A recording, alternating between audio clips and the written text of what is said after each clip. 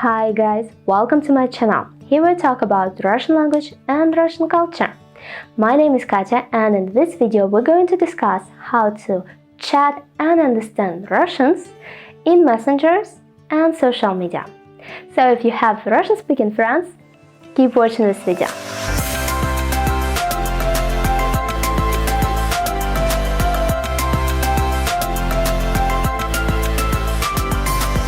Well guys, this video is going to be slightly different from the previous. From now on, I'm going to speak in Russian in order to give you more Russian listening practice. And for you to get the most out of it, there are a few tasks in the description to the video, so you can practice your understanding of Russian speech. Ну а я буду плавно переходить на русский язык.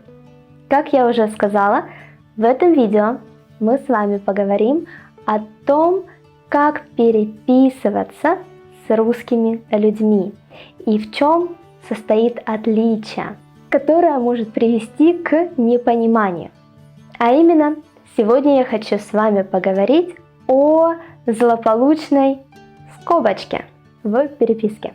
Наверняка, если у вас есть русскоговорящие люди, вы обращали внимание, что в конце предложений они редко ставят точку, а чаще ставят скобочку. И я уверена, что многих это вводит в заблуждение. Так давайте разберемся, почему русскоговорящие люди так любят эту скобочку и что она значит.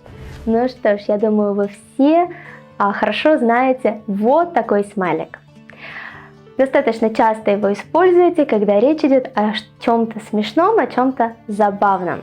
Этот смайлик – это своеобразное сокращение от первоначального смайлика, который выглядел так. И со временем сократился до современного состояния. Русскоговорящие люди пошли еще дальше и сократили этот смайлик до одной скобочки.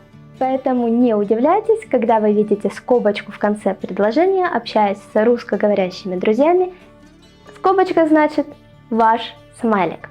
Кроме того, в русскоязычной интернет-переписке сложилась определенная тенденция, что если вы ставите в конце предложения только одну скобочку, это значит, что вы настроены доброжелательно.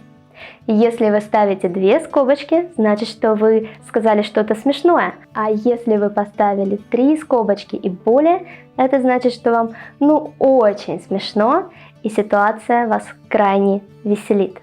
И при этом, если вы ставите точку в конце предложения, то ваш русскоговорящий собеседник может расценить это как то, что у вас плохое настроение, либо вы настроены как-то недоброжелательно, возможно, вы обижены чем-то.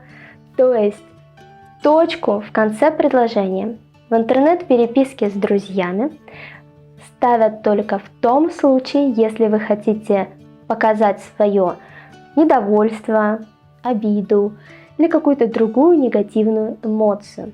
Если же у вас абсолютно ровный тон и вы не хотите ставить ни смайлик, ни точку, то лучше тогда вообще не ставить никакого знака препинания, ни точку и ни скобку. Это будет расценено гораздо более нейтрально, нежели если вы поставите точку. Так что в следующий раз, когда ваш друг вам напишет «Как дела?» со скобочкой, не смущайтесь и не переживайте. Это значит, что друг в хорошем настроении и искренне интересуется, как ваши дела.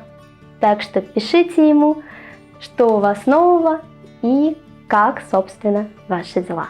Ну а на этом мое видео подходит к концу. Кстати, расскажите, пожалуйста, в комментариях, насколько вам была понятна моя речь и вообще понравился ли вам такой формат общения. Возможно, она была слишком быстрой для вас. А может быть, вы встретили какие-то незнакомые слова? Напишите, пожалуйста, мне будет очень интересно услышать от вас обратную связь. А я на этом с вами прощаюсь, благодарю за внимание, до скорой встречи, пока-пока!